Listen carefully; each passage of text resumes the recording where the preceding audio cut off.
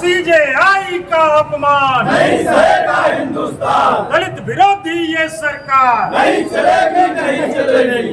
CJI का अपमान नहीं सहेगा हिंदुस्तान। संविधान का अपमान नहीं सहेगा हिंदुस्तान। संविधान का अपमान नहीं सहेगा हिंदुस्तान। दलित के बेटे का अपमान नहीं सहेगा हिंदुस्तान।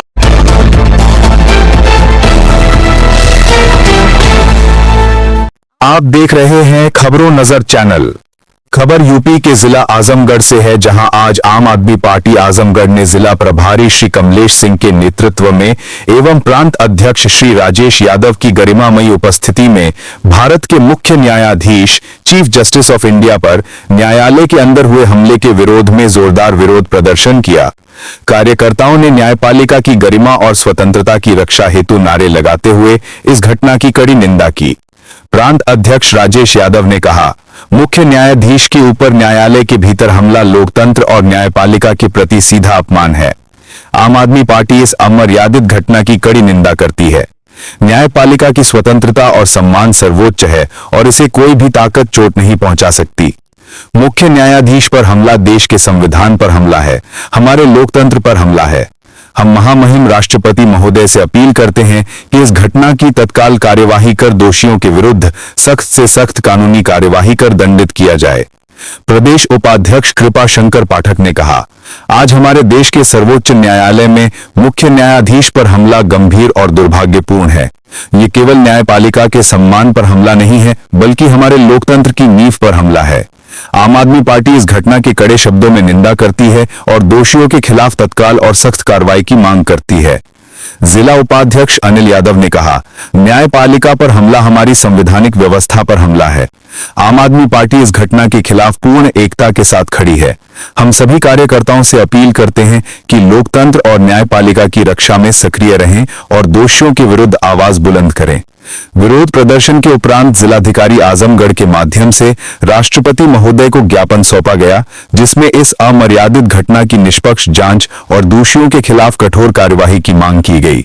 इस अवसर पर बड़ी संख्या में पार्टी पदाधिकारी और कार्यकर्ता उपस्थित थे, जिनमें प्रमुख रूप से अभिषेक सिंह, अन्नू राय, उमेश यादव, MP यादव, रमेश पांडे, बाबूराम यादव, अशोक मौर्य, नूरुज्जमा, एडवोकेट कलीमुर रहमान सहित सैकड़ों कार्यकर्ता शामिल थे।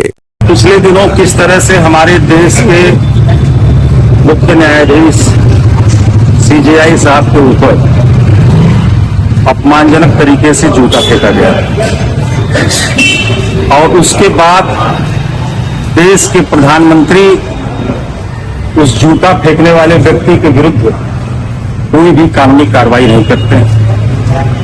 भारतीय जनता पार्टी का कोई भी लीडर, बड़ा लीडर इस अपमानजनक कार्रवाई के खिलाफ आवाज नहीं उठाता।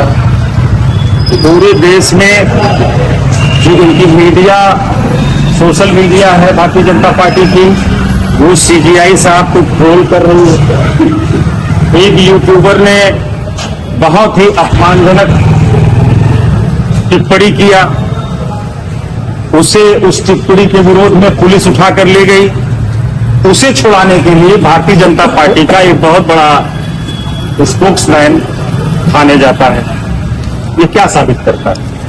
ये साबित करता है कि इस पूरी घटनाक्रम के पीछे भारतीय जनता पार्टी की सोची समझी रणनीति है। वो चुनाव आयोग को अपने कब्जे में कर चुकी है। विरोधी दलों पर दुनिया भर के फर्जी मुकदमे लगा करके उन्हें डराना धमकाने का काम कर रही है। अब वो न्यायपालिका के पीछे पड़ी हुई है कि न्यायपालिका को इतना अपमानित कर दो, न्यायपालिका को अपने मुट्ठी में लेने के लिए इस तरह का काम कर दो जिससे न्यायपालिका के लोग डर जाएं, सहम जाएं।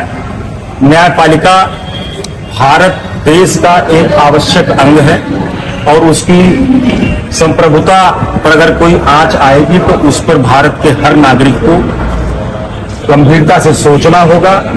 भारत के हर व्यक्ति को यह सोचना होगा कि हमारा वो मजबूत स्तंभ वो ढहने ना पाए। नहीं तो सरकारें, चाहे वो आज की सरकार हो या कोई सरकार हो, अगर उसे कंट्रोल करने के लिए न्यायपालिका नहीं होगी तो सरकारें बेलगाम हो जाएंगी और लोगों का जीना दुश्वार हो जाएगा। न्यायपालिका के इस अपमान और मुख्य न्यायाधीश गवई साहब के इस अपमान के विरुद्ध हम उसे यह मानते हैं कि यह भारत का अपमान है, भारत के संविधान का अपमान है और लगातार भारतीय जनता पार्टी की तरफ से इस मसले पर चुप्पी यह साबित करती है कि भारतीय जनता पार्टी दलितों का सम्मान नहीं करती, भारत के संविधान का सम्मान नहीं करती, न्यायपालिका का सम्मान नहीं करती और वो इस पर भी नाजायज कब्जा करना चाहती है। हमने महामहिम राष्ट्रपति महोदय के नाम से आज एक ज्ञापन प्रशासन के माध्यम से हमारी पार्टी आज दी है कि इस मसले पर गंभीरता पूर्वक विचार करते हुए और आवश्यक कार्रवाई तत्काल करने की कृपा करें। यह हमने महामहिम राष्ट्रपति महोदया को संबंधित ज्ञापन दिया हुआ है। पूरे उत्तर प्रदेश में आज हमारी पार्टी इसको लेकर के सक्रिय है और हर जिला मुख्यालय पर यह प्रदर्शन हो रहा है। और पंजाब में आपने देखा कि किस तरह से ये जो ट्रोल की आर्मी है, उस ट्रोल आर्मी के खिलाफ वहां पर FIR कायम हुई है। अन्य स्टेट्स में भी होनी चाहिए क्योंकि ये देश का अपमान है, संविधान का अपमान है, न्यायपालिका का अपमान है। हमारा नाम कृपा शंकर पाठक है, आम आदमी पार्टी के प्रदेश का उपाध्यक्ष हूँ मैं। क्या कहना, आज आप लोग जिलाधिकारी आजमगढ़ के कार्यालय के बाहर आए हुए हैं। आम आदमी पार्टी की तरफ से अपने देशवासियों का ध्यान आकृष्ट कराते हुए महामहिम राष्ट्रपति महोदया से हम यह निवेदन करते हैं कि जिस देश में सुप्रीम कोर्ट के जज के ऊपर जूते का प्रहार करने का कार्य किया जा रहा है, मुख्य न्यायाधीश के ऊपर जिस प्रकार से अपमानजनक कृत्य किया जा रहा है, जो मुख्य न्यायाधीश महामहिम राष्ट्रपति को पद और गोपनीयता की शपथ दिलाते हैं, जो सबके सर्वोच्च पद पर हैं, ऐसे सर्वोच्च पद को शपथ दिलाने वाले अपने महामहिम मुख्य न्यायाधीश के ऊपर जो जूते का प्रहार करने वाले हैं, उनके खिलाफ कठोर कार्रवाई की जाए। ऐसे जो उनके समर्थक हैं उनके खिलाफ कार्रवाई की जाए, या राष्ट्रद्रोह का मुकदमा उनके ऊपर किया जाए, या सबसे बड़ा राष्ट्रद्रोह। और इससे देश का अपमान है। डॉक्टर भीमराव अंबेडकर जी जिन्होंने संविधान बनाया, स्वतंत्रता संग्राम सेनानियों ने जिन्होंने देश आजाद कराया, आज वो क्या सोचते होंगे कि हम कैसा भारत चाहते थे। आज ऐसा ही भारत चाहिए कि मुख्य न्यायाधीश के ऊपर कोई जूता फेंके, जूता फेंकने का प्रयास करे, अब्यूजिंग करे, गलत बात करे। अगर कोई ऐसी बात होती है तो संवैधानिक दर्जा है, नीचे से दीवानी है, हाई कोर्ट है, सुप्रीम कोर्ट है, तमाम व्यवस्था है। आप उस व्यवस्था के तहत जाते, तमाम स्थानों पर जाते, महाभियोग लाते। लेकिन इसका क्या मतलब है कि आप कानून को हाथ में लेकर के काम करेंगे? यह घोर अपमान है। आम आदमी पार्टी ऐसे दलित के बेटे को, जैसा कि कभी कभी चर्चा हुआ करती थी कि कोर्टों में जज इस प्रकार के हैं, उस प्रकार के हैं, लेकिन आज दलित का बेटा अगर जज है तो उसका सम्मान होना चाहिए। और इस प्रकार के कृत्य को करके लोगों ने इस देश को कलंकित करने का काम किया है, इस देश की मर्यादा को कलंकित करने का काम किया है, इस देश के संविधान पर जिस तरह से इन्होंने कुठाराघात किया है, यह अक्षम्य है।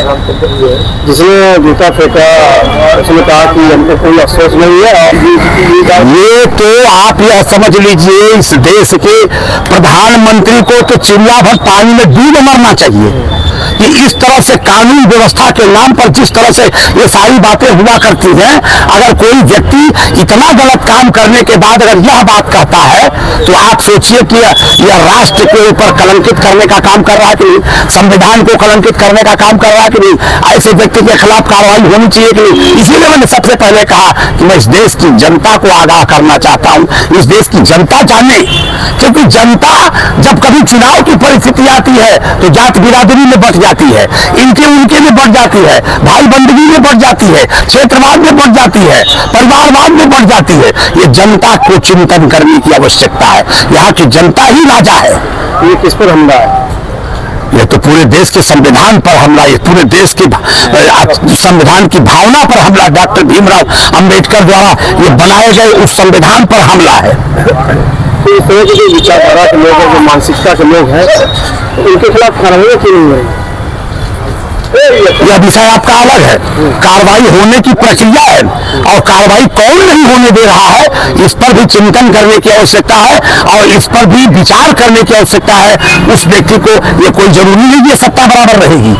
आज ये सत्ता है, कल नहीं रहेगी।